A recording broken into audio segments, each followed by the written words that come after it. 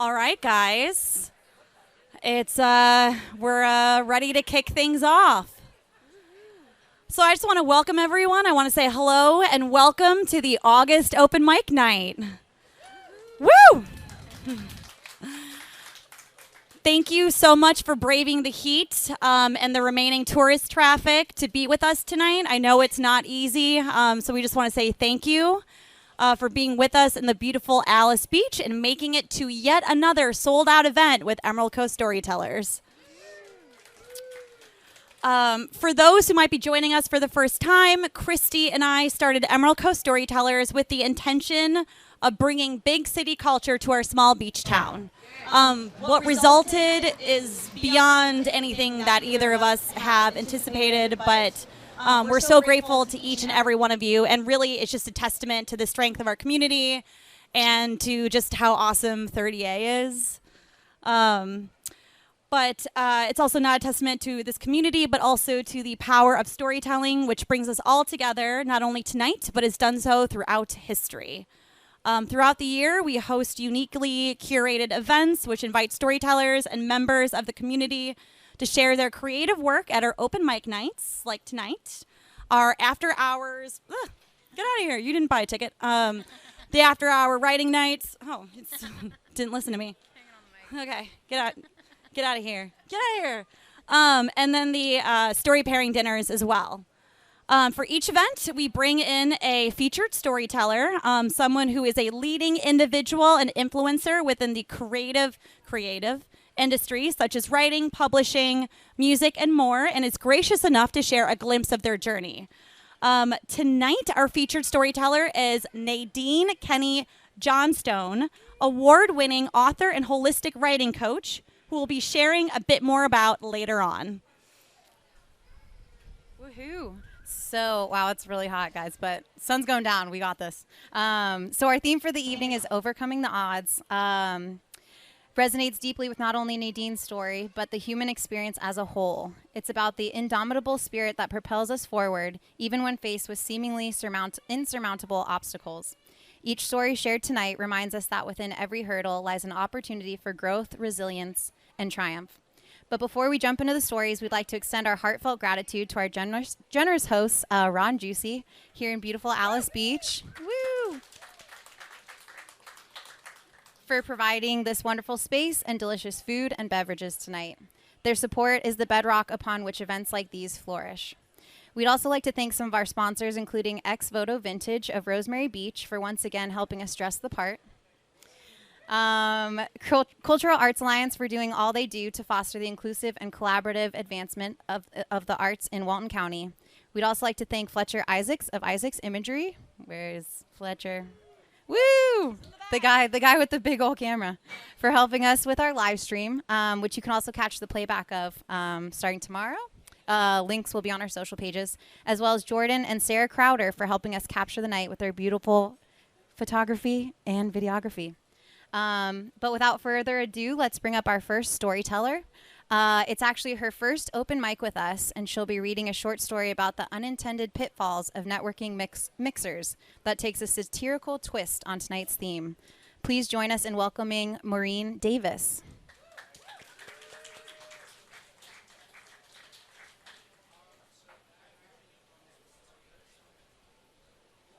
Okay, I guess I'll go first. Okay. It's called HR Violation, and I'll just go from there. Okay, into the mic. Can y'all hear me? Okay, a little closer. There? Oh, sorry. Can y'all hear me now? Turn it up. How do I turn it up? Oh, tilt it up? Like that? Okay. Okay. I'd gone to one of those mixers, a networking event that most people hated. My coworker, Patsy, quietly known as Paragon Industries Hospitality Bête Noire, spearheaded the whole thing and harassed me into going. It had been positioned as the perfect opportunity to mingle in the collective universe of the corporate world, the kind of gung-ho institutional function that ordinarily made me break out in hives. At some point during her spiel, I think I zoned out. Patsy lost me at perfect opportunity, a phrase that was at odds with my "that sounds like a real hassle" philosophy. But here she sat on the edge of my desk, proselytizing about my perfect opportunity, tapping her newly manicured nail, strawberry margarita in lieu of her standard creamy nude, don't bossa nova me around. They tried to talk me into, do you lilac it? But I just can't bear the color purple, she said. Information neither solicited nor desired. So you'll be there, right? She asked, tapping in sync with each word. I didn't want to be a dick and complain, but her habit of invading my personal space was becoming a problem. I mean, I'll try, I wavered. Binding commitments weren't exactly my jam. She smiled. Well, I think you can do better than try. 10 tappity taps later, and she was gone. I found out I was being held in a hotel on my way home from work with the giddy promise of an unexceptional glass of Chardonnay and some puff pastry wrap something or other, which sounded moderately tolerable. My therapist had been after me for a while to expand my coterie of acquaintances, her adorable euphemism for meeting new people. So I threw caution to the wind and thought, sure, why not?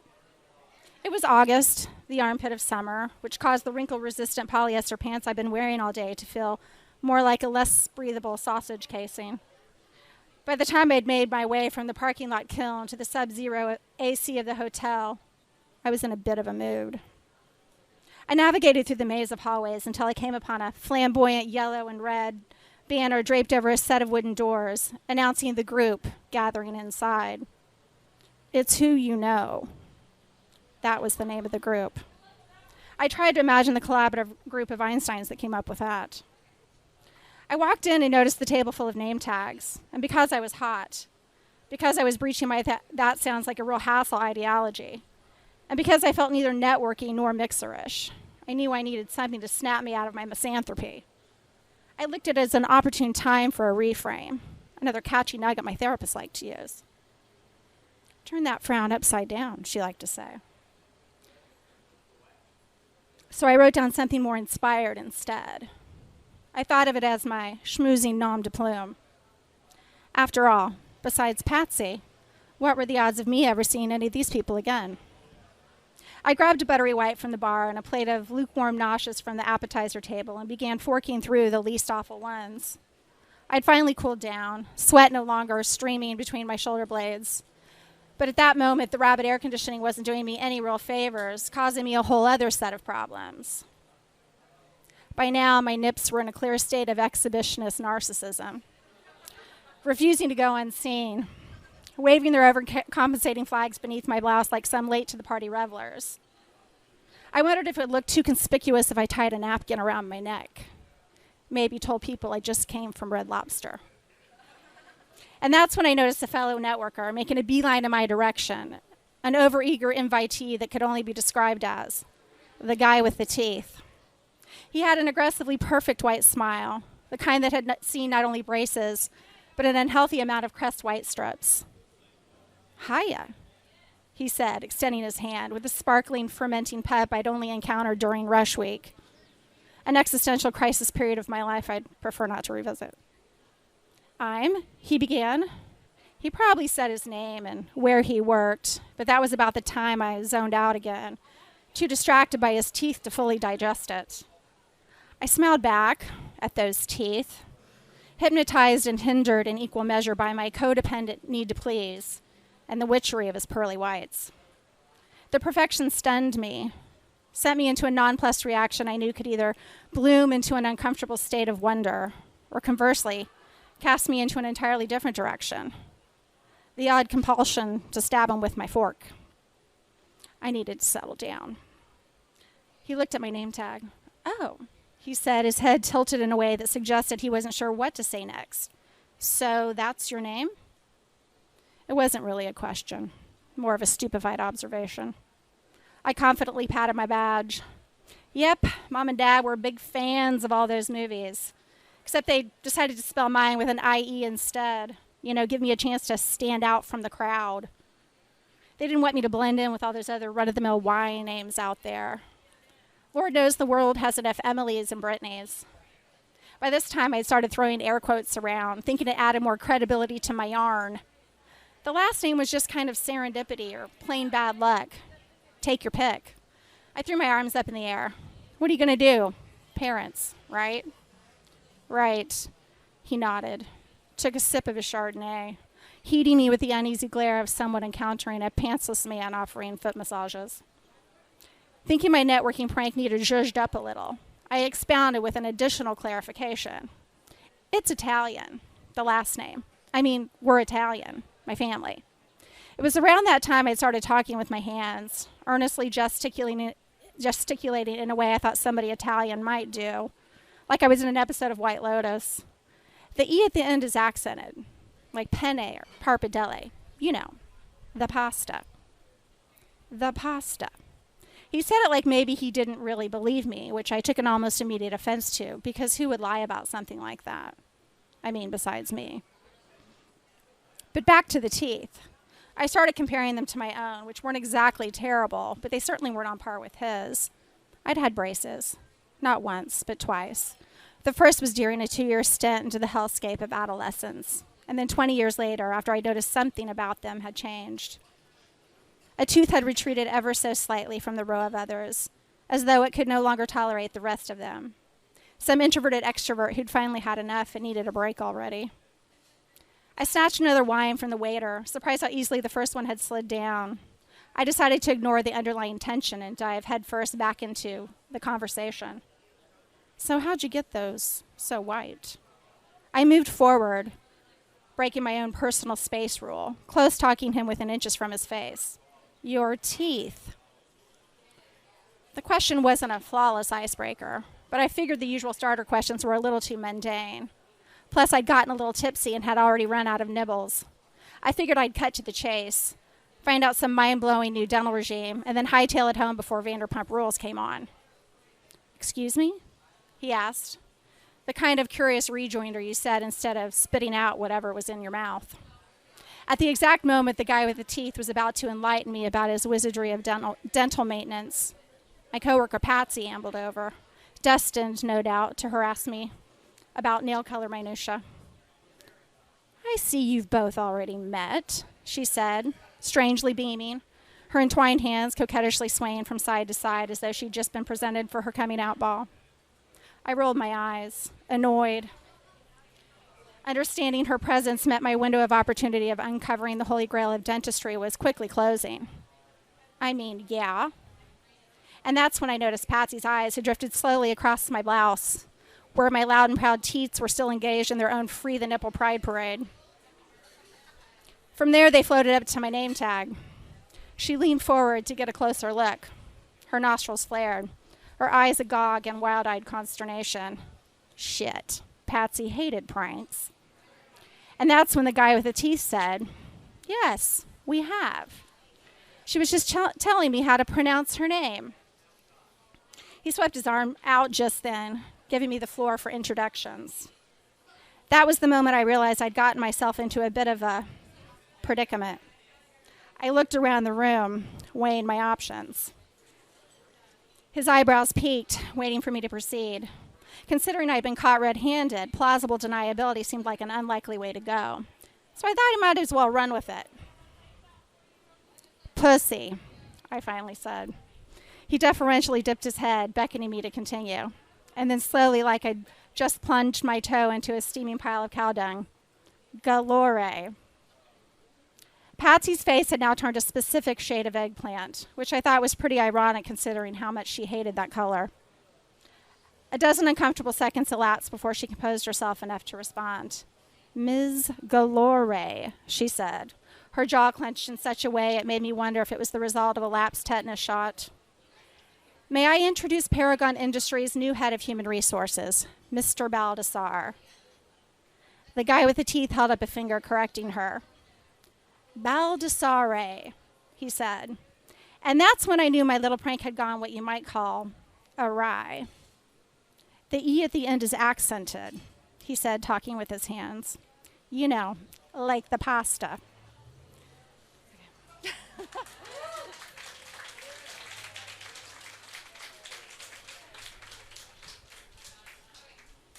Let's do one more time for Maureen. There was a line you had about like the armpit of summer, and I was like, yeah, that hits.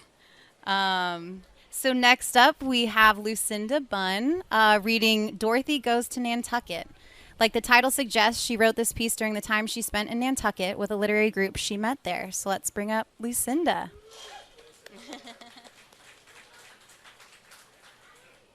You'll start breathing normal in about 20 minutes, I promise you. Well done.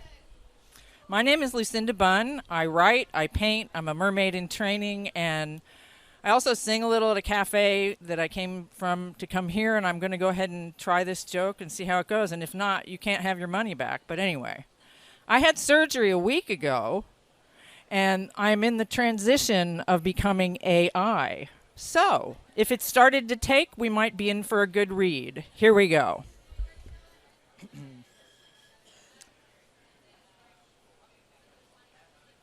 Dorothy goes to Nantucket. And the ad comes on the phone. One moment, please. I shouldn't have made the joke about AI, I guess. One of their cousins just went, oh, hell no, let's get in her face. Okay, Dorothy goes to Nantucket. There once was a woman on Nantucket. She went there with plans in a bucket to finish her memoir of overcoming. The woman, a writer named Dorothy, feared that if she did not share her story in the form it had taken, she would fail her purpose here. Just as she had done many times before, Dorothy sat down, poured her bucket out, and ran her fingers through the soft white sands. Forgetting about the sharp sea glass hiding in it, she hurt herself. Badly this time. Wait, if I tell this version of my story, I will keep hurting myself, and I don't want to do that anymore, Dorothy thought. And just as she decided to believe that there might be another way, a tornado came out of nowhere. Dorothy was blown away along with all of the sand and glass.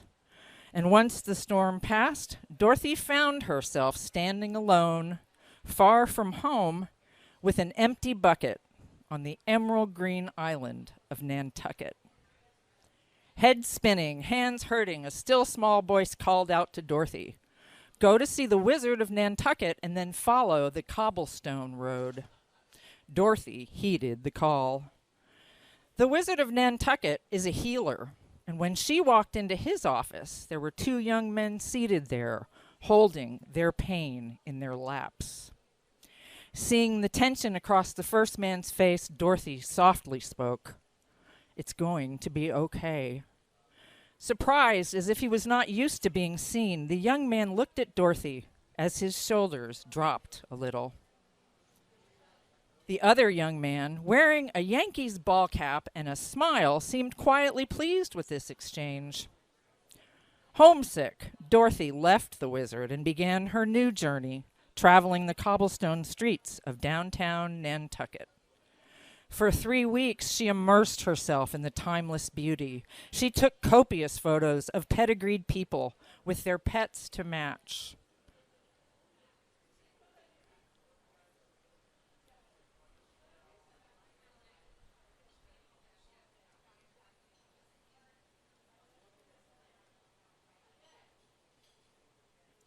And rainbows spilling from flower boxes lining the shops on every sidewalk. And then, through a dress shop window, she saw it on the back wall by the dressing room, Glinda's dress.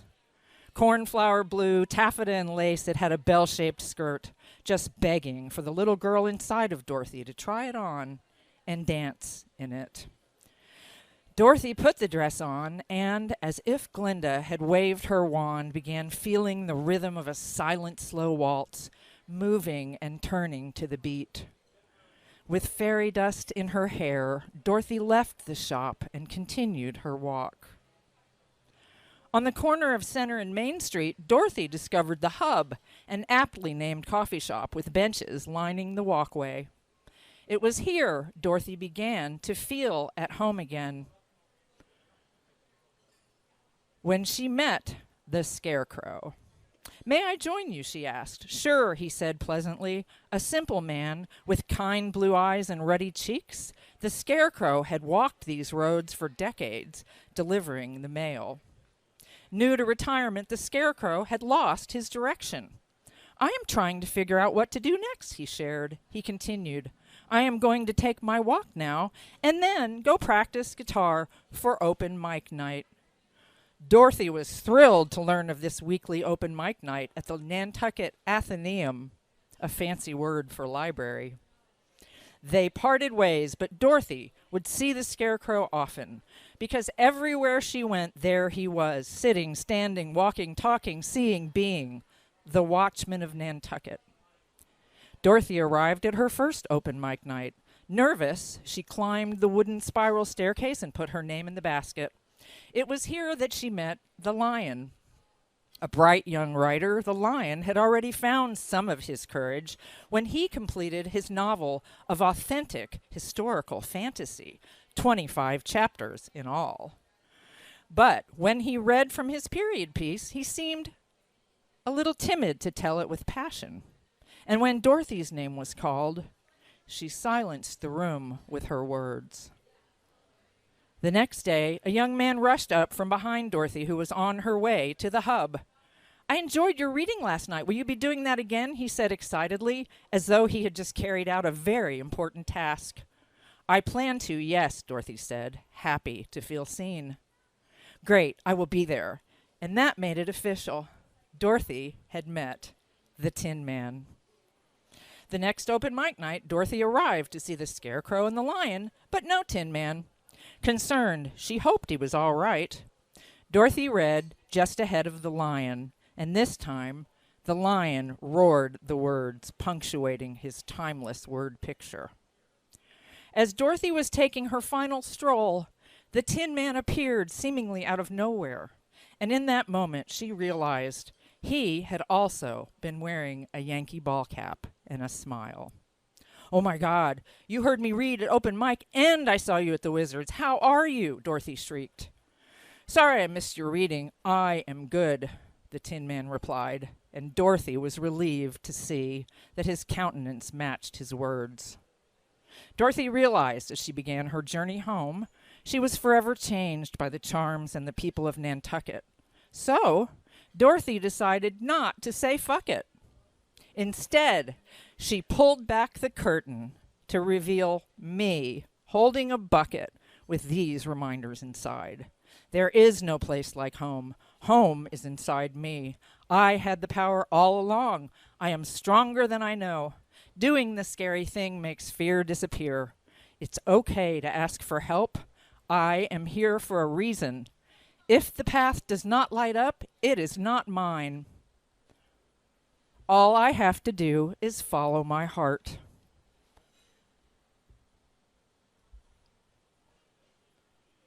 Even Google Maps doesn't give all the directions at once.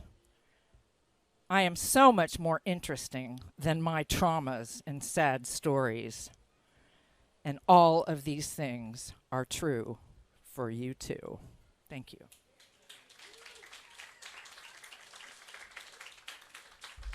Thank you, Lucinda. Let's give it up for Lucinda one more time, everybody. Hey, let's do a volume check. Can everybody in the back hear me?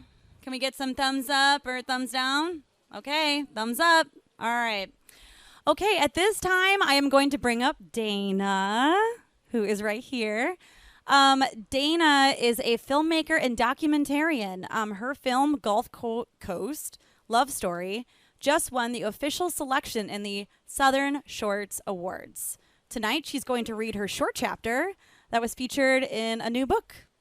So let's bring her up. Let's hear what she has to say.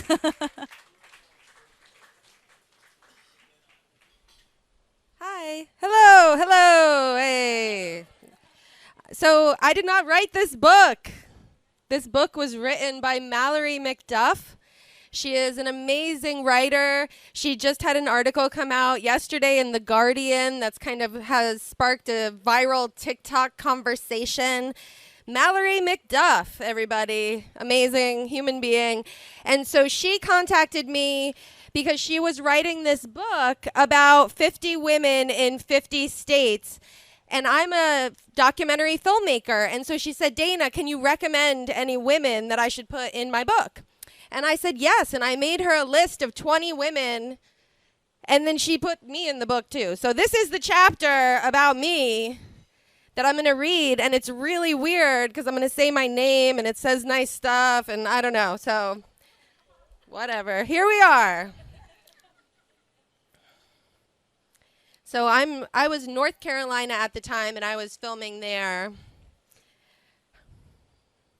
Dana Ruggiero was riding shotgun. She listened with her whole body, deep brown eyes facing the driver, her head of long brown curls nodding with compassion. I wondered if she even saw the rural North Carolina road in front of her and the tall pine trees on either side. A mother named Tracy steered the car. A handicap parking tag hung from the rearview mirror of Tracy's car. My mother was trying to figure out why everybody was getting sick, Tracy said. That's how it all began. At age 44, Tracy suffered 3 strokes and a heart attack. It turned out the water in this predominantly black community was contaminated by heavy metals from coal ash. For her film, Dana traveled to 8 states to document conversations about climate and community. Mothers fighting sea level rise in Florida, a natural gas blowout in California, coal ash ponds and fracking in North Carolina. These 2 mothers joined together to vote out politicians who didn't support their demands to stop dumping coal ash. And then they started organizing coalitions for the health of their children. The documentary shows Dana listening intently to their stories, paraphrasing the even bigger narrative of diverse communities working together. She is empathy embodied on the screen and in person. Dana told me, since filming the story, that the court ruled the energy company has to clean up the coal ash ponds. And that's important to remember, she said. Her work revolves around organizing these conversations, but the film's characters often seem equally spellbound by her grounded yet energetic presence. I've seen it happen myself. People seem to grow taller, stand more upright when sharing stories with her. Dana's hand is often on her heart as she listens. She's always loved the power of stories. Dana believes her commitment to conservation began as a child when her mother was diagnosed with cancer. I became a vegetarian and an environmentalist because I didn't want anything to die, she said. It's like my bargain to keep my mom alive. Her work reminds me of this line from J. Drew Lantham's poem, "Joy is the justice we give ourselves." In her recent film, Planet Prescription, she documented the intersectionality of the climate crisis, air pollution, and our healthcare system. Dana models her belief that listening and sharing can shape our interconnected view of ourselves, our world, and the climate, one story at a time. During a virtual panel debuting her new film, Dana shared the news that her own father had died due to COVID-19. The nurses, doctors, and healthcare professionals who had been interviewed in her film all nodded in deep compassion.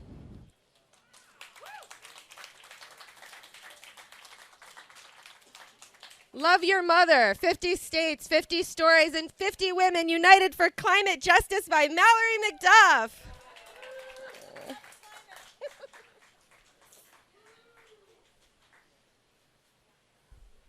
Let's give it up for Dana one more time. Thank you, Dana. All right, let's see if I can. Okay, you hear the volume that Dana was doing it at? That's what I want to hear out of everybody, all right? Not this. Nobody can hear you if you do this. This right here. Okay, at this point, I'm going to bring up Paul Arthur, who I'm excited to hear his story. It's apparently about a gopher tortoise. And with that, I will hand him the mic. Do I need a microphone? Yes. Do I? Does he? Oh, for that? I know. Just take it. All right. Oh, I don't want to hurt you guys. All right, is this good? Okay. Hey, guys, I'm Paul Arthur, and I am a naturalist. Don't be confused with a naturist, please. Naturalists and naturalists need to see this with clothes on. All right? Now you know what a naturist is. Okay. How many of you know what a gopher tortoise is? All right, about 25% of you. A gopher tortoise, 26%. A gopher tortoise is extremely important here in the Florida Panhandle and in the Southeast. It is so important that it is actually called a keystone species, which means that there is the archway of animals. And if this gopher tortoise is taken away on the keystone, well, then that archway collapses. And that means that the ecosystem around that gopher tortoise collapses. And this is why. That gopher tortoise knows how to dig burrows. And that burrow is home to over 350 animals here locally. So please applaud the gopher tortoise. Very important. So in the Great Depression, the gopher tortoise was actually called the Hoover chicken. One person moaned. Do you guys catch it? People were so poor that to eat, they were actually catching gopher tortoises and eating them. Now, gopher tortoises don't have much meat on them. It's in the shoulders and right there in the hips. There's not much to eat there. But they still did that during the Depression. So where this story is going, one day I'm cruising down Highway 20 up between Ebro and Bruce. Busy section, Ebro and Bruce. But I'm cruising down the road. I see something on the side of the road that looks familiar to me. I see a gopher tortoise. He's going along the road, and this is very dangerous for a gopher tortoise. So I pull over. I realize it zips by me. Pull over real quick. Get out of the truck. There's traffic. I get out, and I start to turn around, and I start to go quickly towards the gopher tortoise because I'm worried about him, all right? So as I'm going towards the gopher tortoise, I see a truck turn around. And if you know the section on Highway 20 that I'm talking about, it's very risky for somebody to do a quick turnaround in such a large truck. And I realize what's about to happen. So I truly do start to move as quickly as I can, all right? We're not going to say running, but I'm moving. I get to that gopher tortoise right about the same time that truck meets me. I grab it, and I know what's about to happen, and so I turn around, and I'm walking with this gopher tortoise right here. So this truck pulls up right next to me. Now, I don't want to do any stereotypes, but Florida in the shape of a gun is on the back of that truck. The truck is literally this tall. The wheels are like as big as I am. And I'm walking, and I'm starting to walk briskly. I'm sweating. I'm out of breath. And out leans a guy, and he says, "Hey, what are you doing with that gopher?" And I said, "I'm taking it to a safe place." And I'm walking. And he literally has a $50 bill in his hand. And he goes, "I'll give you $50 for it." And I said, "I'm good, man. I got it." I'm walking. And now I'm realizing there's no cars on Highway 20 to witness if I'm murdered or not. There's none. I'm like, this is a busy road. What is happening? So I'm walking, and I am walking. Well, the truck, he pulls over a little bit, and I'm not lying, nudges me with the mirror. All right? Well, actually with the door because the tire is this tall. And I stop, and he says, "Take the $50. And I said, "Nope, I'm good." You know, and the guy driving the truck, you know, hat on backward, maybe 3 teeth. He says, "You need to take the $50. And I said, "I'm good." And I'm really walking, and they're coming with me. There's a car coming, luckily, so I start running a little bit. I get to my truck, close the door, and they floored it. Came really close to my truck. Took off, thank goodness. I mean, I'm sweating, I'm panting, I'm panicking. And I put the gopher tortoise in the floorboard of my truck on the passenger side, and I'm relieved. I locked the doors, you know. And so I'm like, whew. I know where a nature preserve is on Highway 20. It's called Ngozi Plantation. So I said, you know what, to myself, I'm taking this thing to that plantation. I know the people that work there. It's part of my past history of working up there. So I'm cruising along, and I'm looking at that gopher tortoise, and I'm literally like, you don't know how lucky you are. Talk about overcoming the odds, right? So as I pull into the preserve, I am just in the aura of doing a good deed. I'm feeling pretty good about myself. But then I realized that aura changed. As I look over at the gopher tortoise, that darn thing laid 2 huge gopher tortoise turds. And as I'm watching it, it reared up, if you ever know gopher tortoises, and it peed about a gallon of pee on the floorboard of my truck. Overcoming the odds. Thanks, you guys.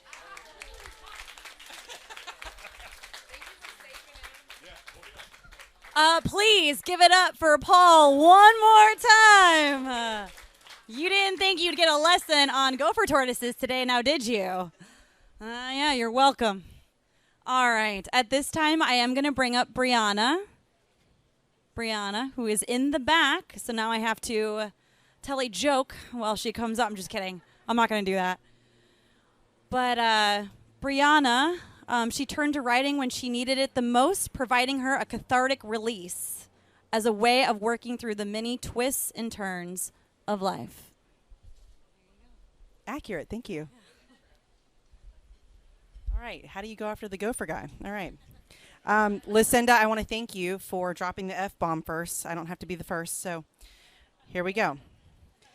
I started writing I've written a lot in my life, but after my dad passed in July of last year, I found that big T trauma is something that you need to get out of your body, and writing was a way for me to do that. Since then, a lot of things have happened in my life.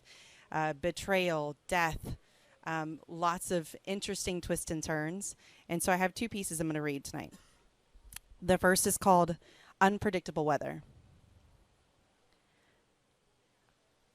Held it all together through the hell of a storm.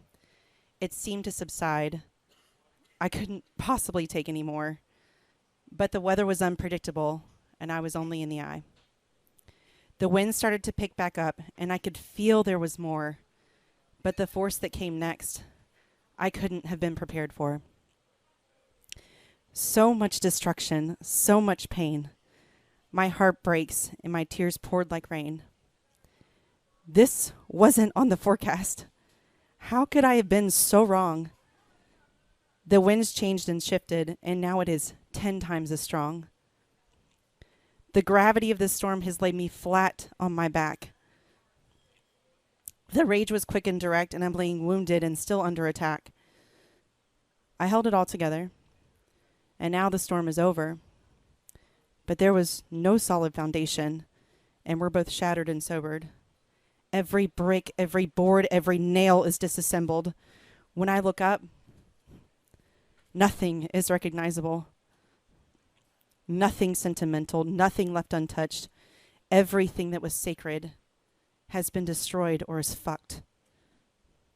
I look around at all that's left and stand with my hands held out wide. Nothing that is happening could compare to the chaos that's inside. How did I not see this? There was no inclination. My mind is now where darkness chooses to take a vacation. Even sitting in the sun, surrounded by all this light, I'm barely holding it together. Every minute is a fight.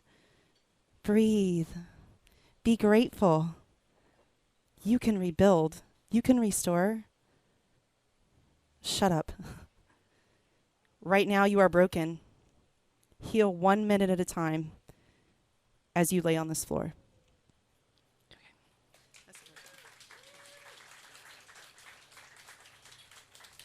Whew, okay. I can feel my feet again. Thank you. So I don't know if you've ever had someone say, like, be strong, like you can do this, right? And when you hear it a lot, it becomes something that's almost hard to hear. And so this one is called, You're the Strongest Person I Know. Be strong. Stay strong. Hold on tight. It won't be long. But I am exhausted and I'm tired. No one briefed me on the strength it would require to hold up the walls that would protect everyone around me. Bite your tongue. Close your eyes. Ignore the feelings to defend yourself inside. Be strong. Stay strong. We will find a home to live in. I remember my dad saying to me as we slept in a garage after Hurricane Ivan. It will get better. Over time, you'll see. I became strong, adaptable, and now possessions mean nothing to me. Be strong. Stay strong. Your baby should be okay. Into the arms of the nurse, my son went into the NICU. He was whisked away. It's okay, baby. He'll be just fine. I became strong, giving my whole body, my time, and my mind. Be strong. Stay strong. I'm not addicted. It's just stress. I stood there in disbelief because I knew he should be taking less. I became strong, giving him the benefit of the doubt. Better I thought he was. Better he wasn't, I found out. Be strong, stay strong. We just couldn't save him. I closed my dad's eyes as the nurses walked away from the mayhem. I became strong, and I whispered, I'll take care of them, Dad. So much drain from my body when I held his lifeless hand. Be strong, stay strong, tell everyone your dad's story. Give family and strangers some peace and give God the glory. I became strong and I stood in that black dress at the podium, putting all of my life's memories in 15 minutes or less. Be strong, stay strong. I just don't love you anymore.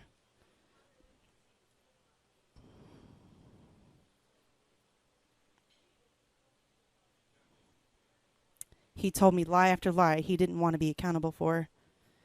I became strong and held myself together.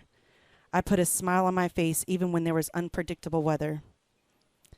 Be strong, stay strong, I am always told. But there is no one to be strong for me. There is no one there to hold. All the weight I carry, it has me nearly on my knees. But therapy taught me I can remove weight just by controlling me. Be strong, stay strong. Talk about your feelings. It hurts and it stings, but after that there is healing. Be strong, stay strong, and hold up all the walls around. Or do the strongest thing you can do and let the walls crash to the fucking ground. Let every person in your life hold up their own weight. They're responsible for themselves, their feelings, their burdens, their fate. For I can only hold the weight that I create for me. Life provides me plenty, and plenty I will be. I released my codependence and I detached with love. I regained my independence and put a little more trust in above. Every day I learn more and focus on how I'll grow. And I'd say I agree. I'm the strongest person I know. Thank you.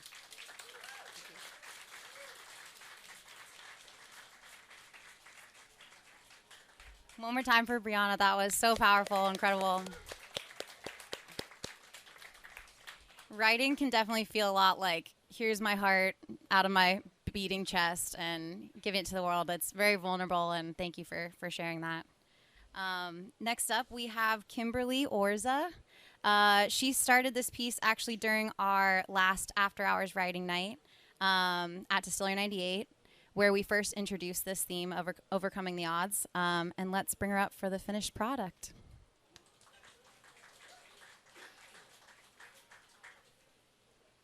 Finished product might be a little bit too generous, so I'm Kimberly. I live in Grayton Beach. I'm originally from Atlanta. We moved down here, like a lot of newbies during the pandemic, in search of a better way of life, and I found it. So my background, I graduated from college when I was 21. I shot into the corporate world, intent on making a living. My family wasn't really good at that growing up. So despite the fact that I was always a creative growing up, I was a classically trained musician. I was in local theater. I won a regional creative writing competition at the age of 9. I put all of that behind me and I entered the corporate world because all I heard were stories about how you can't really make a living as a creative. Get real, Kimberly. You can't do. These are hobbies. This isn't a way to make a living. So I made a living, and now at the age of 42, I'm in the process of retiring, and I'm getting into what I think I was actually put on earth to do. The problem with that is I worked so hard in the corporate world. I was borrowing energy from the future, like not even just days into the future. I was borrowing energy from like months. It felt like months and months and even years into the future because I was working, I was exhausted, and the work was exhausting and it was tiring, but the real reason it was exhausting is because it wasn't what I was put here to do. I was in survival mode. So this is more along the lines about what I was put here to do. So thank you for entertaining me during this. During my time in the corporate world, I was very heavily involved in evangelical Christianity. I was a teacher and a writer. So I wrote very seldom for pay. It was a passion of mine. Since then, I have walked the journey into more non-religious spirituality. So this is going to be a reflection of that. So overcoming the odds, our spiritual evolution. What if amoebas sop up negative energy and negative thoughts? I don't know if that's true, but there's so much we still have to learn about how our world works. We are learning more and more that energy is what makes up the universe. It's what makes up an atom, and we barely understand what it is. Probably because it is beyond the thinking mind. At least it's beyond the thinking mind as far as we've developed it thus far. We have overused the thinking mind, divorced from the deeper dimension, for so long that we take it for granted that the mind is the only way to learn or understand information, the only mechanism to understand the world. But any mystic or otherwise spiritual person, and even non-spiritual people, will tell you there's a way of knowing that doesn't go through the conceptual mind. We have so much more to learn about the universe that can't be perceived using only the thinking aspect of our being. First, we must open our eyes to the deeper sense of self, that knowing beyond the thinking mind. Many phenomenon in this world may have a purpose far beyond what we currently understand. We are not that far down the evolutionary process yet, but we may be at the precipice of a spiritual awakening. An awakening that understands at the deeper level there is more to us than what manifests outwardly in this life as our lives.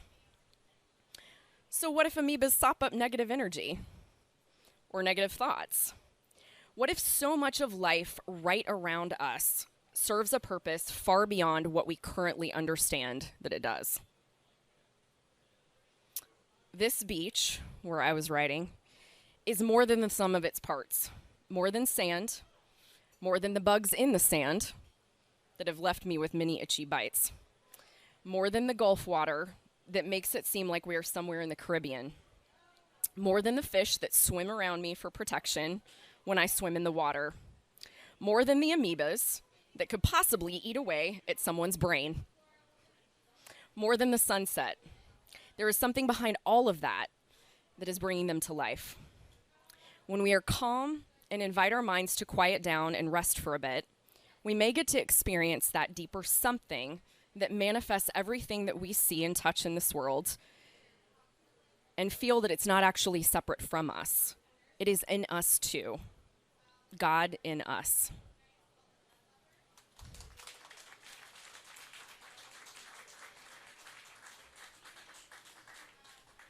Thanks so much, Kimberly. One more time for Kimberly.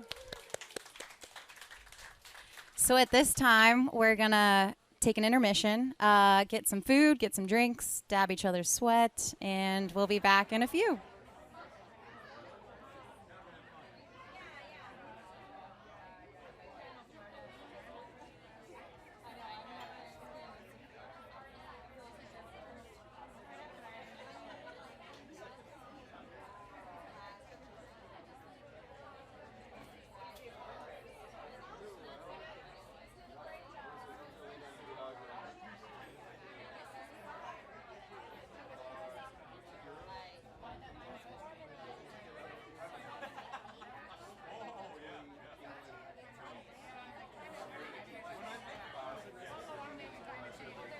All right, guys, we're gonna go ahead and get started. We've got a couple more readers before we introduce our featured storyteller. And at this point, I am going to introduce my good friend Brenna. Woo, yeah, applaud. Long story short, Christy and I had originally started the Emerald Coast Storytellers just focusing on the written and spoken word. And only recently have we introduced this idea of, kind of storytelling in music. And I mean, I know, like, obviously songwriters and, that's what they do. They tell a story. But we recently just started introducing this concept into our events. And I was like, who better to reach out to about something like this than Brenna, who I know is an accomplished artist and has overcome some stuff on her own. So at this point, I am going to let Brenna have the mic. Hello, everyone. Yes, so my name is Brenna Canese. I'm one of the few Florida natives here. I have a question. How many Florida natives do we have? Nice, the chosen few. Yeah, so I am a photographer in the area, and I'm also a songwriter and recording artist. And the story that I'm sharing tonight is a story that about a season that I just recently walked through that led me to writing a song. So I've been songwriting since I was young, and it's always been a way for me to process life, to worship and connect with God, and also just to have fun getting lost creating like melodies on the piano. At one point I thought I might want to go into writing musical scores for movies, but that didn't happen. But yeah, so the story begins in November 2021. I just released my first solo album, and pretty soon after that, pretty quickly, my voice started going out. I had some weird chest pains, some breathing struggles. It was very weird, but to be honest, like I didn't really think a ton of it. I was just like, okay, I'll take some vocal rest and be back at it. Well, I took 2 months vocal rest. I also stopped working out my upper body to see if the chest pain would go away, and after 2 months, it did not subside. So that was really strange. I decided, okay, well, I need to go see some doctors and get some tests run, and I did that, and all the doctors that I kept seeing, there really was just various different answers, and there wasn't really like a conclusive answer as to why this was happening. So I decided, okay, well, I really am going to need to go into vocal coaching. I sought some counsel and talked to, just did some research, and I was like, okay, well, I'm going to have to make the hard decision to step back from music for a little while because this is not shifting. At the time, there was a lot of momentum with music for me. I was leading worship, helping lead worship at church. I was writing a new album that I was about to record a new song that I just finished. And then I also was helping with a local girls ministry. So this abrupt pause in my life, it really wasn't just affecting me, it was affecting other people too. Also, I'm a super driven person. I'm a runner, I'm a forward thinker, and so I really struggled with, I have got to go into vocal coaching because that made me feel like I was going backwards. And all the plans I had for this season were just kaput, it felt like. And honestly, I just did want to step back from something that I've always done and that I've always loved with really not seemingly any end in sight and no one really telling me why this was happening. So I entered into vocal coaching and I was like gung-ho, like, okay, a couple months, be back at it. It had been about probably 8 months at this time, and right when I started, well, it had been about actually a few months earlier, probably been 6 months at this time. Right when I started vocal coaching, I quickly realized that this was definitely going to be a much longer road. I had essentially had to start over with singing, learning how to work around chest pain and just slowly kind of get back at it. And also an important part of this story that I'm not going to get into too much detail, but right around this time, my dad also started having some serious health issues. My ears are going off. I don't know what's going on. Something's going on in my ears. So around this time, my dad also, his health started to decline pretty rapidly. And I didn't realize, but in the next year and a half, we were going to be fighting for his life. And so that was very hard. And also around that same time, we lost 2 family members. And then also we found out my grandmother was diagnosed with cancer. So needless to say, this was a season where it just felt like the hits just kept on coming.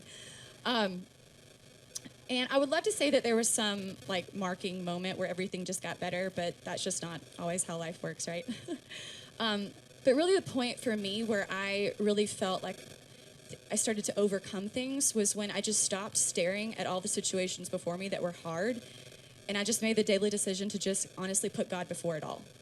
And any that time that I just couldn't find peace and I was losing control and just trying to figure out what was going on and where this was headed, I just continued to just keep my eyes on the Lord. I also never forget what the Lord kept speaking to me during this season. It was a pretty consistent thing. Whenever I was doubting if my voice was ever going to come back, when I was struggling with, watching a loved one suffer, that was very overwhelming, and I've never experienced that. Also, when anxiety and fear would want to creep in of like, what is going on in the season? When will this end? When I just kind of got tapped out emotionally and physically and just exhausted, I just kept hearing the scripture that I have read since I was little, but it just hit differently in this season for me. And it's Psalms 46:10, "Be still and know that I am God." And in this moment, I just heard the Lord speaking to me and reminding me to be still and know that he's God over these situations. And that no matter what is going on before me and what it looks like, doesn't necessarily mean that's what's happening and where it's going to end. And this is not a surprise to him. And if I just keep my mind fixed on him, then I will stay in this place of peace in this chaotic, crazy season that would just felt like it wouldn't end. So I'm also a very visual person, hence why I'm a photographer. So I often see pictures before I take them. I like to plan ahead and think about shoots that I'm doing, and I love getting super creative with that. And so also at the beginning of 2022, the Lord gave me this picture about the season I was going into to help me understand. And he said, you're like this bow and arrow that I'm pulling backwards for a minute. It's going to feel like you're not moving for a sec. It's going to be uncomfortable. There's going to be tension. You're going to feel like you're going backwards. But if you wait on me and trust my timing, then when the release comes, you're going to be able to go further and farther than you would have with more health and longevity and endurance. And I really held on to that in this season. So I am happy to say that as of 3 months ago, my dad is doing really well. He's overcome a kidney transplant, open heart surgery, multiple other surgeries. It was a long run. He's actually here tonight. So let's give him a hand. I'm really honored. He's not really able to get out much. This is a big deal. I'm really excited about that. And I'm also happy to say that my voice is in a healthy place again after 17 months of vocal coaching, let me tell you. So we're getting there. We're overcoming. I'm still in process, but it's definitely in a place where I can sing, and that's just brought me so much joy. And I'm just excited to be here tonight and be a part of this. And also, yeah, just excited to share this song. So this song is a song that just came out of this season, and it's a song called Be Still.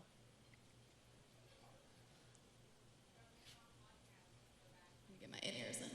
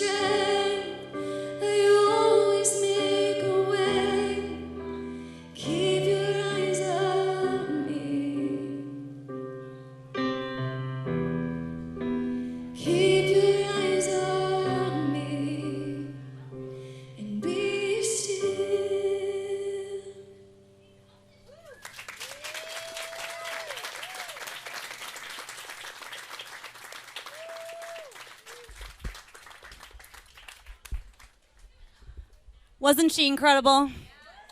Please give it up one more time for Brenna. What are you doing in September? You want to do that again? All right. At this point, I would love to bring up Jennifer, Jennifer Howard. So, Jennifer, if you know her, you love her. Is she around here? Where is she? Oh, right here. Come on up. As I wrote, Dos Equis may have the most interesting man in the world, but we have Jennifer, who has lived in Dubai, spent time in Brazil, and is now going to tell us a story about being picked up on a flight by a professional gambler. Everybody welcome Jennifer to the mic. Yeah, I know a podium. Okay, let me get this over here. How's this? Do I need to yell? I'm thinking about singing instead. Everyone who would prefer that I don't sing, please throw large bills. I mean, I'll give it some. Is anybody here a fifth child? Raise your hand. I know you are. Anybody else here? Yay! Okay, fifth child. I'm going to move this a little bit closer. How's this? Okay. So this is called Number 5. It is based on a true story, but there's a little bit of fiction thrown in. And the line about the chicken necks is not original. Okay. She was number 5, the 5th kid in her family. Everyone in the family knew that she had been an accident, and most people outside the family assumed it. Her parents had not excelled at regular birth control. As her mom used to say, who knew I could get pregnant at age 42? Her parents had named her Étoile, which means star in French. 5 points, of course. Being from the South, most folks pronounced it as E-toil. That was so awful that by middle school she had decided to go by her middle name, Susan.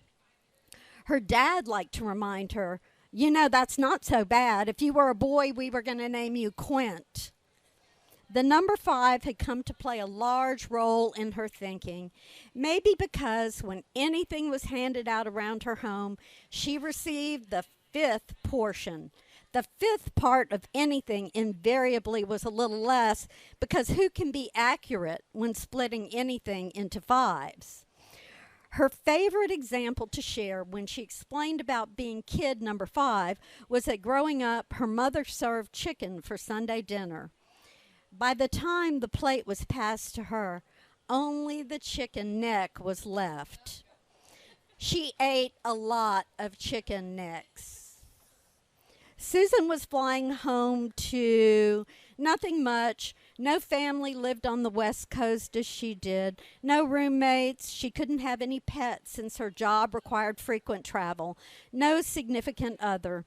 Elated to receive an upgrade to first class on her cross-country flight, it was no surprise that her assigned seat number was 5A, forever a 5. Maybe she should have 5 glasses of the complimentary champagne. Nah, bad idea. She'd learned long ago that, at least for her, long flights and alcohol did not mix. 1 glass was the right answer. Susan glanced at her seatmate, Mr. 5B, the guy she would have to disturb to use the bathroom. Did he look like the type to grumble or, worse yet, accidentally grab her ass? He was blah, nondescript, khakis, white shirt, not old, not young, dark hair, looking at his phone, not interesting. Someone who was kid number 1 or even a 3 would get upgraded to first class and sit next to Ryan Gosling. The guy turned and caught her looking at him. Champagne inspired, she smiled brightly. Hi, I'm Susan. Calvin, he said. Business or pleasure? Business, he said, or it would be if my previous flight hadn't been canceled. Now I may be late. He went back to frowning at his phone. What kind of business are you in? Gambling. Excuse me? I'm a professional gambler. He enunciated each word as if he had a point to prove. Wow, that must be so exciting. No. Being a professional gambler doesn't make you a scintillating conversationalist, Susan thought. She tried again. I'm not a gambler. I've never even been to a casino, to Vegas, or anywhere with gambling. That seemed to interest him. Why not? Why not? Susan repeated. I don't know how to gamble. There are videos on YouTube and in every casino hotel room. That's not an excuse. I don't have money to lose. You don't have to lose it. You could win. I doubt it, she laughed. Maybe she had offended him because he turned in his roomy first-class seat to completely face her. See, that's a problem with people like you. People like me, she echoed. Yes, you think because gambling happens in casinos full of people losing that you will lose too. Well, she said, as they say, somebody has to pay to keep all those neon lights and fountains going. He waved his hand, brushing away the concerns of all the little people losing their life savings on a final bet. You would enjoy gambling, he pronounced. Me? No way. Listen, I've never even bought a lottery ticket. It's just throwing money away. I bet that if you tried it without being prejudiced, it would be a lot of fun. I don't think so. The conversation seemed to have run its full course. After takeoff, Calvin interrupted her scrolling on her phone. Hey, if I give you $5,000, that is money you don't have to care about losing. Will you try to shed your prejudice and enjoy the game? He almost had her at the number 5,000, as in 5. So wait, you're betting me $5,000 that I will like gambling? Yep. What if I lose it all? Doesn't matter. Look, to me, this is a business. I have my funds that I use professionally, but I also have other funds that I play with. You know, sports betting, stocks, that kind of thing. No big deal. This time, I am betting that you will like gambling. And you can't go in with the attitude, the fear that you will lose it all, or you will. 4 hours and some change later, she texted her sister, number 4, just want to let you know I will be in Vegas with a guy I met on a flight. He's a casino whale, so they give him a free suite. My own room, with door locks, no sex, no expectations. He's a pro gambler and is betting that I will like gambling. But if I don't contact you by Sunday, call the police, fire department, and Boy Scouts. I will be at the Vaccaro Resort with Calvin Burton. She knew sister number 4 took about 24 hours to check her text, which gave her time to try gambling. Of course, she had Googled him. Google had agreed with everything he had told her, including that he was slated to play in a poker tournament at the Vaccaro that weekend. He had agreed she could confirm everything he said with the casino management. The flight made a stop in Vegas on its way to her original destination, L.A., and she deplaned with Calvin. Are you sure about this? She asked. She wasn't. Yes, he said over his shoulder as he rolled his bag along the concourse. I knew you were a risk taker. I wouldn't be good at my work if I couldn't judge people. She hoped that she wouldn't end up a statistic. The 5th person Calvin the serial killer murdered. But other than her life, she really had nothing to lose. True to his word, they were greeted by casino management and shown to a suite larger than her apartment. Champagne, snacks, flowers, not a Holiday Inn Express. Okay, so look, I put $5,000 in an account for you. Just go to the cashier and they will give you the chips. If you want food or drinks or whatever, just put it on your room. You don't have to do that. They comp it. He was impatient, moving to his side of the suite. Look, I have to prep for the tournament. Okay. Susan figured it wasn't any of her business how he prepared for the competition. 15 minutes later, she'd taken a quick shower, changed clothes, and was in the casino. She picked up her chips at the cashier. $5,000, just as Calvin promised. She wandered around the gigantic room, half hypnotized by the noise and flashing light. Where should she start?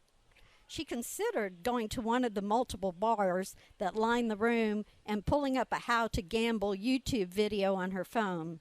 But she gave herself a quick pep talk. Okay, self, this is not rocket science. Thousands of people are in here, and if they can figure it out, so can you. After observing at multiple tables, she decided on roulette. It looked easiest, no playing cards involved. People put their chips to bet on a printed number on the table, and if the little ball in the wheel landed on the number, they won. If not, the dealer, if that's what you call them, took the chips for the house. A few things were confusing, like when people at the table put their chips on the lines between the numbers or at the top of the board, but she didn't have to understand the finer points. The simpler, the better. Gathering her courage, Susan put $100 on number 15, a multiple of 5, of course. The ball landed on 22. She maintained the positive attitude Calvin advised was the key to winning and put another $100 down on 18. The ball landed on 30. And so it went. This was not fun. She felt awful. She had been insane to agree to this. Susan reached into her container of chips. Empty. She had lost all Calvin's money. Even though he said it didn't matter to him, she would write him a check and then leave. But something made Susan go back to the cashier and pull out the $100 bill she always stashed in her wallet in case of an emergency. I'm already addicted, she thought. Back at the roulette table, she shrugged and put her $100 chips on number 5. The dealer, after what felt like a few years of her life, the little ball landed on number 5. The dealer swept an impressive pile of multicolored chips to her. Apparently, no one else had won any. People clapped and congratulated her. Lights flashed. Susan focused on gathering the handsful of chips and carefully put them in her container. She had seen other people tip the dealer with chips, so she gave her $100. Then she left the table and went to the cash window. She asked for cash. Big bills, please. With $12,535 in the wallet thing the cashier had given her, she returned to the suite. No sign of Calvin, so she stuffed the money wallet under his closed door. She found note paper on a desk and left him a note. Thank you for the experience. Even though I won, it was not fun. I didn't like it. Good luck in the tournament. Susan pressed the Uber app on her phone. 20 minutes later, she was on her way to the airport. I'm alive, she texted number 4.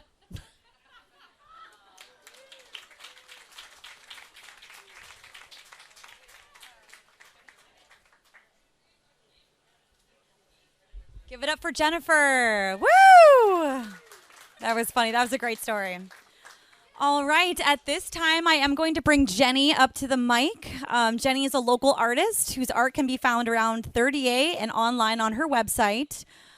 This is her second time performing at the open mics, as the first time was back in November at the Black Bear Bread Company.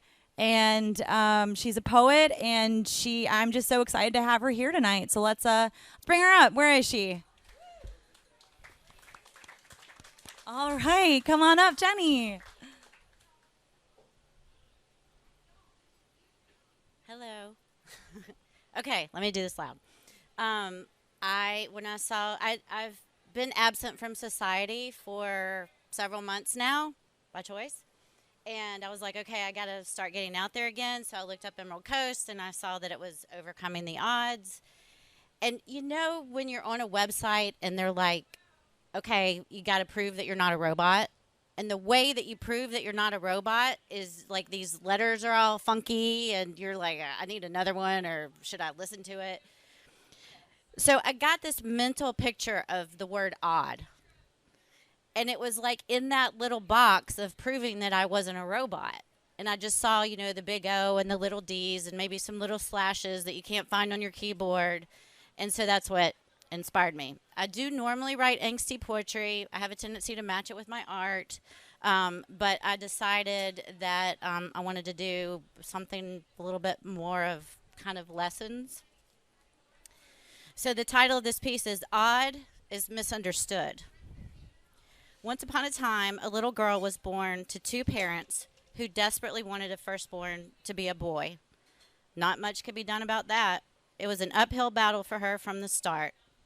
They brought her home with a hastily chosen girl name to their trailer that was 10 feet wide and 47 feet long. Her dad said she started speaking in full sentences at 9 months old. She had this uncanny discernment for what others were feeling. She would tell her parents, and though they were suspicious, she was almost always right. She couldn't sit still and ask questions about everything. They moved a lot when she was little, her dad just starting out and jumping from job to job. She had to fit in these new places. Her messy curly hair and sprinkle of brown freckles were not in fashion at the time. She worked hard at getting people to like her. She knew that being as close to perfect was the standard at home. She took it out into the world. She molded herself to fit in with different groups. In addition to her not yet sought-after curls and freckles, she was poor, she was wiggly, she had this weird Florida accent in Georgia. Her parents were very religious and strict. Any music on the radio must have emanated from the devil. Sorry. Whoa. Makeup was a sign of a woman of the evening. That actually sounded pretty glamorous to her. She was a tomboy with now 3 brothers. She very clearly remembers being told that she was not good at using scissors. She left home at 17. She made her dad so mad, just having a mind of her own and being a smart mouth. She had to get away. She wasn't so much scared as she was claustrophobic of being backed into a corner with nowhere to go. Answering his anger fueled its flame. Not saying anything, like being on the receiving end of a blowtorch. She never wanted to have that feeling again of being trapped and feeling like she was no better than the shit on the bottom of somebody's shoe. She makes a plan. She has goals. She gets herself through college while working full-time. Her brother came to live with her because evidently him and the devil went and got him an earring. She had gone through it, so she understood. When they were older, he confided that her getting in trouble at home let him run under the radar. When she had left home, he understood. Her life becomes a success. Businesswoman who's married to a man who pursued her hard when he saw her from across a room, told her every day that she was beautiful. She had 3 cool, really unique children. Life was life, but it was really good for the most part. She had lots of friends and would do anything for them, some more of a love than just a friend. She helped them, she mentored them, she understood. She was on the PTA, the neighborhood association, took the kids to church. She hosted an open house on Christmas Day to anyone who did not have a place to go. It was a dream for her to have a house full, and her favorite was the wrapping paper all over the floor. Some of her friends started to divorce. She did what she could for them, but she did not understand. She was trying so hard to be everything. She never took a break. Little beautiful things were not as noticed when she just whizzed past them in the car, on the way to an appointment, or to pick up one of the kids. The success list was being checked off one by one. Her children were amazing. It felt like so much time in the car and on the run. Then she was told that she may not live much longer. They wouldn't know until the surgery was over.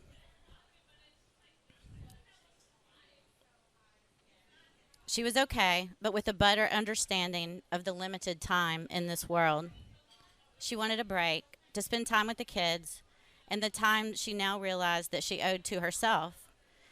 Her and her seemingly adoring husband and their 3 crazy kids moved far, far away to a beautiful land where they knew not a single soul. She took yoga, a mosaic class, played tennis, had an amazing time with the kids, everybody making exotic friends, skiing, sleepovers, exploring this beautiful place, and they were having fun. She was starting to discover who she really was. Her hubby was having an affair. She discovered in a text message from him, and only because they were caught by her fiance, who she made friends with because she understood. Her hubby wanted to stay married, live in the same house, and keep the girlfriend. When she did not agree to this scenario, his skin peeled off to reveal the nasty rot underneath. Her answers or her silence, when backed into the same corner from childhood, got the same result: anger. And in this case, seemingly out of nowhere rage that turned to very scary violence. She thought back to her friends who had gone through divorces. She now understood. She remembered when she was back in this corner in her childhood. It was happening here again. How had she survived when she was little? She closed her eyes. She remembered that each man was the same. She had laid her head on each of their chests and listened to their heartbeats. She had smelled the sweat, pipe, and cigar. The same men with the beating hearts and the familiar smells now wanted to hurt her because they hated her and they loved her. She understood. When her husband took her children, her insides felt echoey and hollow. She had to fill it with something. She started painting, mixing oils and acrylic. No idea in the world what she was doing. Poetry started filling her head and spilling out. Her professional career was dead in the water. Finding a job in this foreign place for her was nearly impossible. She was poor again and had to move around a lot from place to place. Poor and lonely, but in the most beautiful place in the entire world, in her opinion. She had slowed down her life. She had no choice. Her head was so messed up, and she understood. And then she started to see beauty, huge beauty and tiny beauty, a daisy top by itself, dropped out of a bouquet. She pictured the man hurriedly carrying it, running to meet his love, coming off the boat. He shared his beauty, and she understood. She moved away from the most beautiful place in the world, in her opinion, because she could no longer survive there. She was getting older, and her children were now young adults.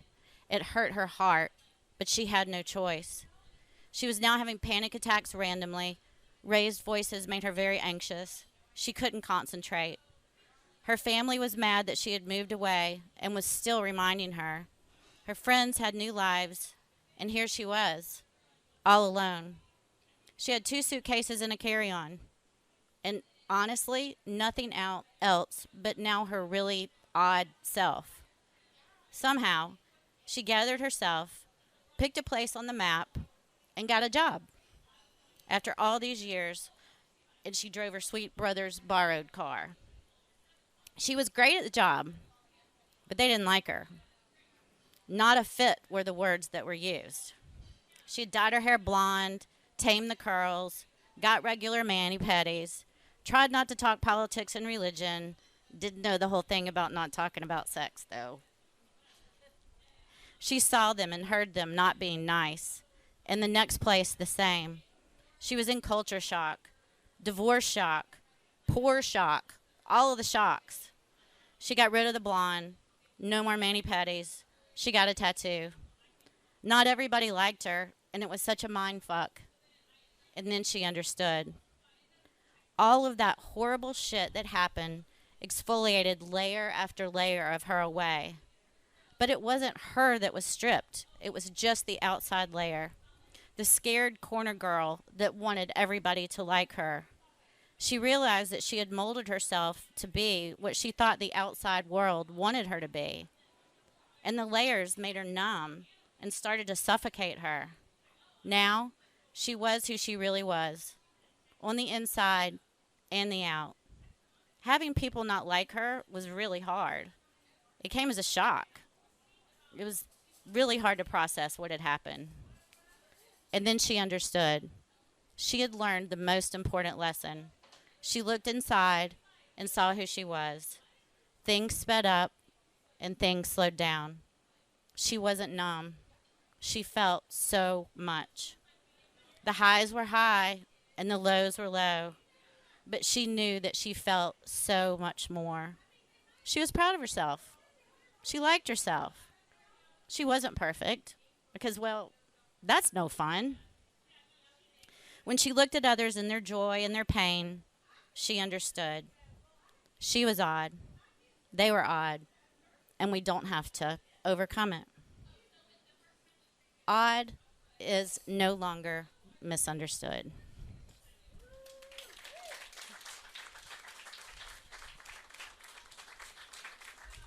Thank you, Jenny.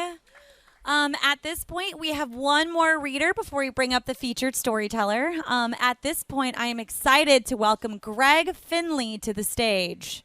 Where is he? There he is. All right, Greg.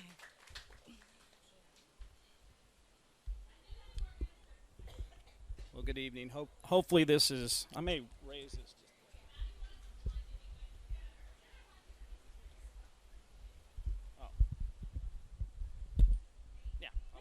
I'll try to hold it. A hobby of mine is sweating, and I did that really well tonight. I think I was hot here earlier, sweating, and I thought I might be reading into the sun. So mercifully, it's gone down. But it was sort of triggering because it brought me back to a time when I was a fraternity pledge, and I was standing at this door, this closed door, on a little platform, and all of a sudden the door opened, and there were bright lights and heat lamps in my eyes, and I had to answer dozens of questions and recite the Greek alphabet and recite the founding fathers' names and give some tidbits on Greek mythology and such. And so, fortunately tonight there's a couple of things different. I can see you all, which is helpful. You seem like you're a much nicer audience. And the biggest thing, if you don't like my, answers, then you're not going to make me do push-ups. So that's hopefully a difference here. I am writing a book-length memoir. I've been working on it for about 5 years, so I have no idea whether it's going to get published or not. I think I wanted to read here to give me a little jump start, maybe. And it's a chapter. I'm going to read you a chapter that's a pretty short chapter that was plucked out of the middle of the memoir. So I'm going to give you just a little bit of a context. The chapter is called North of the 40th Parallel. And a little context is there's a lot of, I do a lot of, my wife has to endure my verbal processing all the time. And this chapter is really some verbal processing of this time in my life. And obviously, those of you that have written memoir, you know that you're interpreting as you go along. So that's what this is. And there's a lot of geography in it. So forgive me, I used to be a city planner and in a previous life. So that comes out here a little bit. So North of the 40th Parallel, and it starts with, I start the chapter with a quote from Wendell Berry that says, "If you don't know where you are, you don't know who you are.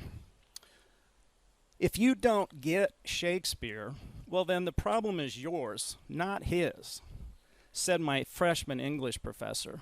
His disgust was directed at an antagonistic student who doth protest too much about the pain of reading Hamlet. He might as well have been talking to me. I was miserable in this class and bored with Shakespeare.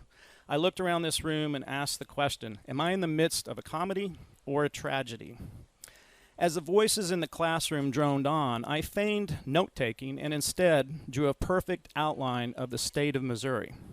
It fit nicely within the lined page of my spiral-bound notebook. I was no artist, but hours of studying the state as I had grown up had burned its image into my head. I could even draw it perfectly on an Etch-a-Sketch. I didn't realize it then, but drawing maps was a coping mechanism, a cathartic escape. Somehow drawing Missouri centered me.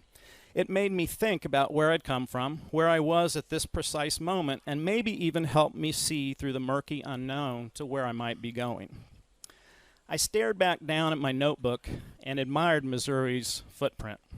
I began filling in critical information, first by swirling my number 2 Ticonderoga around the current location in Maryville. I then drew the approximate location of Kansas City and just south my suburban hometown of Grandview. I was no longer in Grandview with the comfort and familiarity of home. I was now unmistakably 100 miles to the north, almost in Iowa, in a land colder than it should have been in early October. I was trapped in a classroom talking about a play in which I had little interest. Here I was, a bona fide college student with some football scholarship money in the bank. These things should have counted for something, should have brought me some sense of achievement, maybe even something like happiness. But they meant nothing. Billy had been dead for over 3 months. With his death, the plans we had made together crumbled. He wasn't on the football team with me, and he wasn't my roommate. I was left to figure it all out on my own. Isn't 3 months enough time to get over losing a friend, I wondered? Shouldn't I have shed the sackcloth and ashes by now? Around me, the world kept moving forward. Why couldn't I? There were no counselors' offices or grief support groups. Instead, every day I had to face another coach who was cursing at me or a professor who belittled me. I was a victim of an athletic academic tag team, and the alternating blows left me on the brink of emotional bankruptcy. I went back to the notebook and, with the precision of Rand McNally, drew my escape route. I had a southern orientation, and I followed it down US 71 highway to Kansas City. I pushed my pencil further south, took a quick jog through Harrisonville, and caught Missouri Route 7 to Clinton. Bad thing about holding the mic is it's hard to hold the pages. I don't actually need those anymore, so I followed then Missouri Route 13 to Clinton, further south to the Queen City of the Ozarks, Springfield.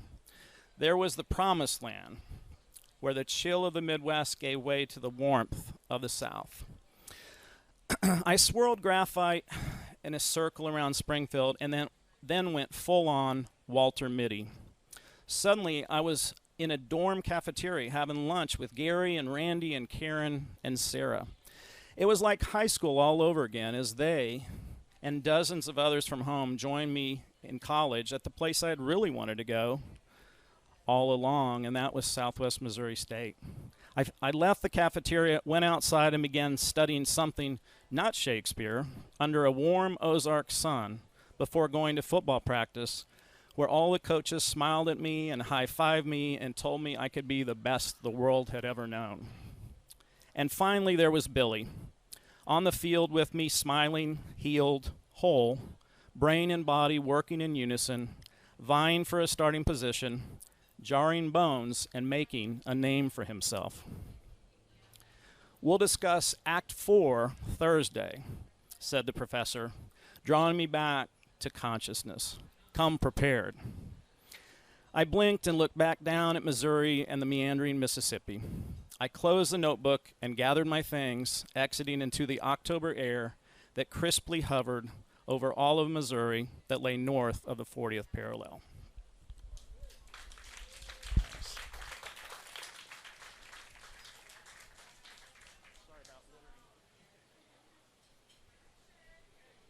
Let's give it up for Greg.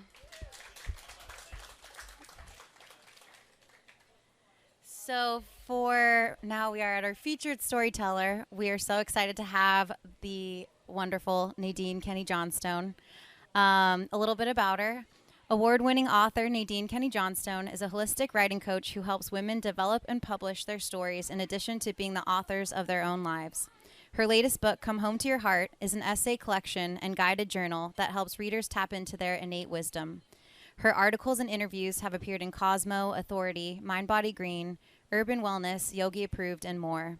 Nadine is the podcast host of Heart of the Story, where she shares stories from the heart, as well as interviews with today's most impactful female creatives. Pulling from her vast experience as a writing coach, professor, meditation, and yoga nidra instructor, Nadine leads women's workshops and retreats both online and around the U.S. So let's bring up Nadine.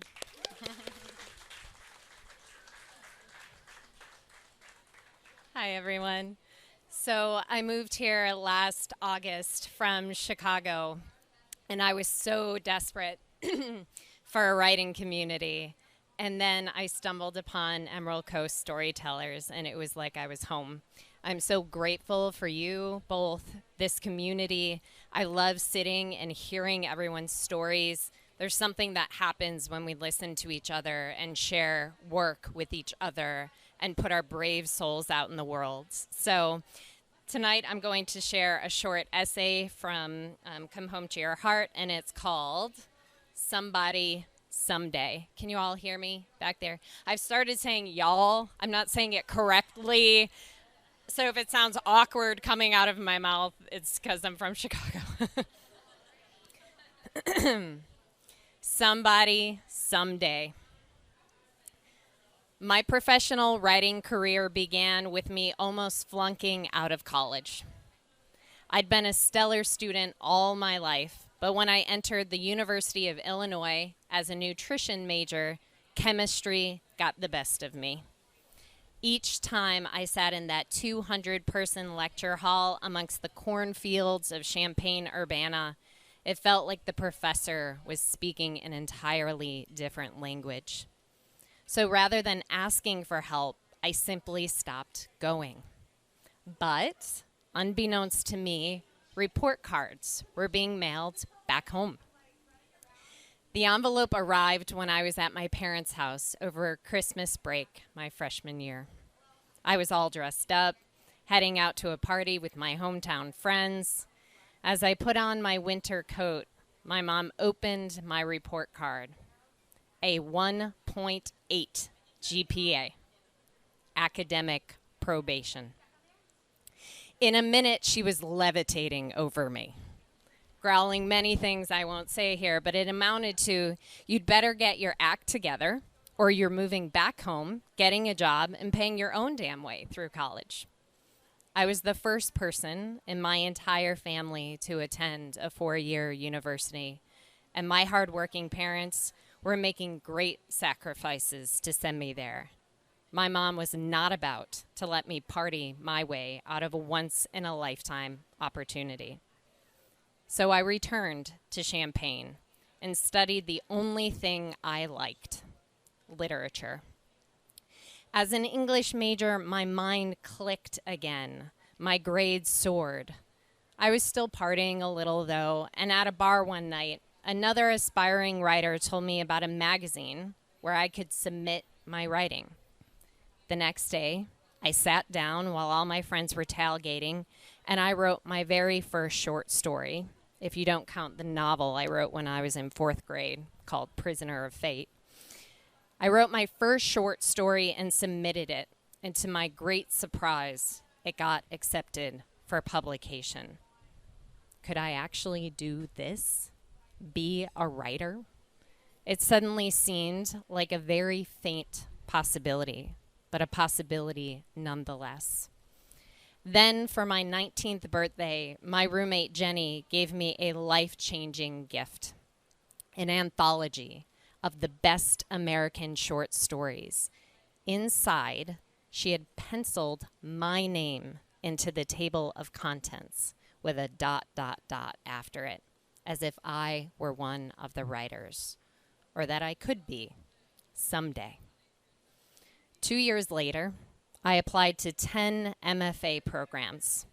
I got rejected from all but 2 and was waitlisted by both. After graduation, all my friends were getting well-paying jobs, moving into their fancy city apartments, and I moved back home with mom and dad, working with jobs here and there while I waited to hear back from the grad schools.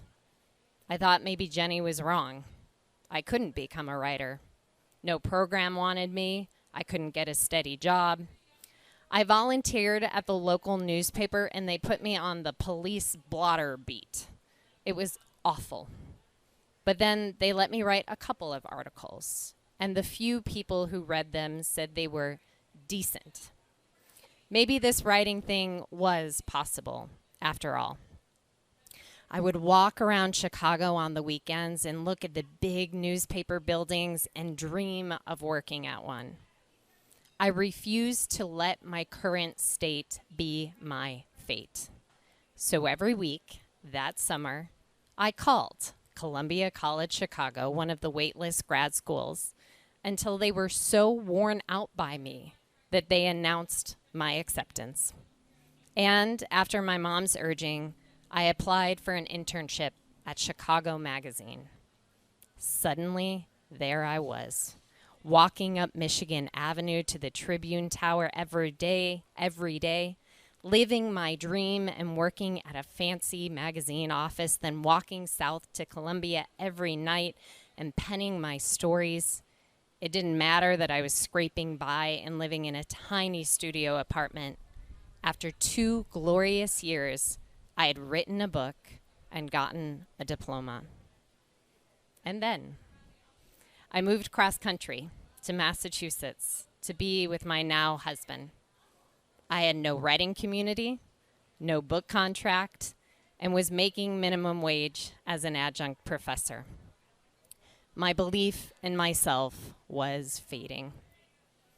Just when I needed a boost of confidence, Jenny, my dear old college roommate, mailed me a chapter from Maya Angelou's book, Mom and Me and Mom. And I opened up the envelope, took out the photocopied pages, and sat down in my living room to read them. It was late at night, and I felt restless, like I was destined for something bigger, but life was not giving me any breaks. I carefully read the chapter, which was about Maya Angelou as a young woman trying to make it in the world. One day, when Maya was 22, her mother invited her over for red rice.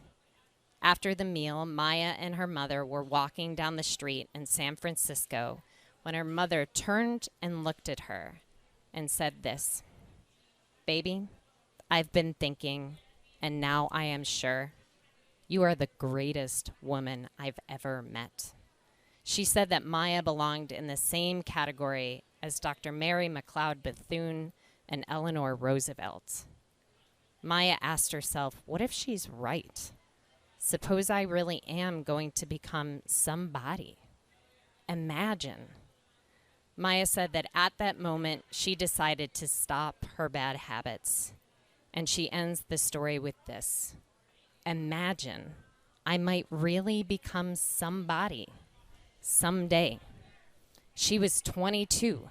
She had no idea she'd become a dancer, a writer, a civil rights activist, that she'd publish 7 autobiographies, 3 books of essays, several books of poetries, plays, movies, television shows, and would become the inaugural poet in 1993. She was simply 22 and had the thought, what if I could become somebody someday? I wept there in my living room because I yearned for someone to say to me, you are the greatest woman I've ever met. But by Jenny sending me those pages, it felt like someone out there believed in me. And what if I believed in myself? What if I could become somebody someday? I decided to stop my own bad habits of playing it small, of just trying to be grateful for the minuscule opportunities given to women. I decided to take matters into my own hands. If publishers and university hiring committees were not knocking on my door, well, then I would knock on theirs. So I sent my memoir proposal to publishers. I applied for full-time university teaching jobs. I asked around even when they weren't actively hiring. I started coaching other women on how to develop and publish their stories. I did it all not by waiting to get permission, but by giving myself permission. I kept believing in the possibility that I might become somebody someday. When I got hired full-time by a university, when I walked into a bookstore and saw my memoir on its shelves, when my female authors thanked me in their acknowledgement sections of their published books, I thought back to that anthology that Jenny had given me at 19, about the seed of belief that she had planted in my brain. And now I want to plant that very seed in yours. If you think no one in the entire universe believes in your work, your creativity, imagine you are getting this story in the mail. And when you read it, you'll know deep in your soul, not only are you going to be somebody someday, you are somebody right now.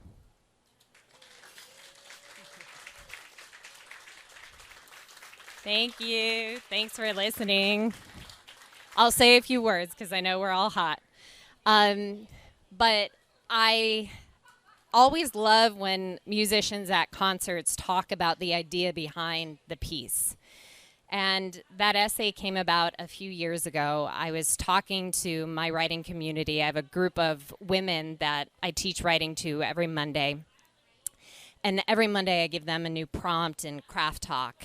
And I was trying to think of something to give to them. And I was reading an article about writing about writing. And I thought, what an untapped territory. And I started thinking, what do I have to say about writing? And one sentence popped into my head, which was the first line of that essay, which was, my professional writing journey started by almost flunking out of college. And I call these glimmers. Pam Houston, the writer, calls them glimmers. And glimmers are simply phrases, dialogue, symbols that you capture out in the world. They glimmer. They look interesting. They have potential. You have no idea what they can become, but you collect them, and then you run with them. And so that was the glimmer that started the piece. And I started thinking a lot about my writing journey. I started thinking a lot about how I grew up in Chicago in a working class family, and I didn't know a single writer at all. There were no artists in my community. My mom was a bank teller. My dad worked for a phone company. But one thing they did changed my life completely. And that is that they got me a library card to West Lawn Public Library. And it changed my world because it gave me models of what could be. It let me see the possibility. And throughout my entire life, that is what has stuck in my head, is possibility. It's not about creativity a lot of the times. It's about curiosity. And I ask myself, what if? What if? What if? And I look for models around me. And I realized that even though my mom doesn't read really much at all, she was a model throughout my life because she morphed from a bank teller to a bank manager. And then when I was 14, she decided to become a step aerobics instructor. You remember the step classes? Then a personal trainer, and then a massage therapist. I mean, the most random, eclectic version of professions. And now she works at a hospital, and she helps women after they give birth with their physical rehab by giving them massage therapy. And she loves her job. But what it gave to me in my mind was a model. So when I was sitting in that nutrition class in college and it wasn't working out, I had the freedom to shift, to pivot, and to change. And what I started doing in my mind was just thinking like, what if? Or let's just see. Or that might be nice. And then this voice would come in my head. Who do you think you are? You have no idea what you're doing. All the things we always say to ourselves. But one sentence just kept coming back in my mind over and over again. And I thought, why not me? Why not me? I mean, why not me? And I would just repeat it over and over and over again to myself. So I developed one thing that I have found helpful and that I always talk about with my women writers. And I call it brave days. Every day of my life, I wake up anxious and worried about a million things in the world, being a mom, the state of the universe. But what I do is that I put aside on my calendar brave days, and I write it on there. And on brave days, I do all the things that are completely laughable on any other day. I pitch the top magazines. I reach out to the best-selling authors that I want on my podcast. I do all the shit that normally I would go, you have no business doing this. No business whatsoever. Those are the days I reach out to publishers. Those are the days I'm brave. And then I reread the email for about 1 hour before I press send to these people, like a 2-sentence email. But these are my brave days. And it's been a practice that I've developed and kept month after month, year after year. And it's made all the difference, because any of the things that have happened as a result of a brave day. And when we have these brave days, the teacher in me wants to give us homework to have some brave days. So I'm trying to plant the seed in you to have some brave days soon. You start feeling the possibility of momentum, right? And so I started talking to the women writers that I coach, and I started instilling in them, okay, we're going to have some brave days. I don't want your stories just sitting on your laptops anymore. I don't want these things whittling away. I want you reading out loud. I want you publishing your work. And so we have brave days together, right? And I started thinking about what feels even more rewarding than a brave day of you getting that letter in the mail, like story accepted. My memoir is going to be published. What feels even better? And I thought about Jenny. And I thought about how good it feels to reach out to somebody else and tell them you believe in them, and tell them so much that eventually they end up believing in themselves. So I have 2 bits of homework for you tonight. 1 is to put a brave day on your calendar, and 2 is to be a Jenny. Tomorrow, send a text or an email to someone that you see and you believe in, and tell them that, and tell them why, and tell them relentlessly until they do something about it. Thank you.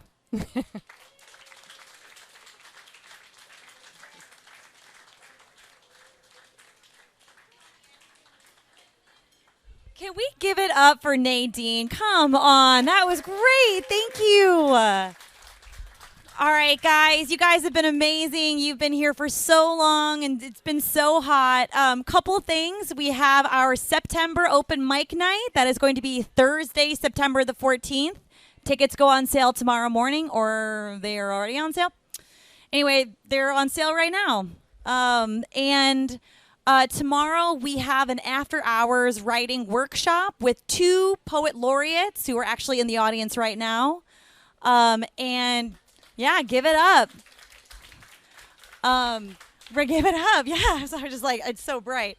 And it's going to be in partnership with the Seaside Institute and Escape to Create, which does an artist in residency program in Seaside, at the Seaside Assembly Hall tomorrow. So RSVP on the website. Thank you.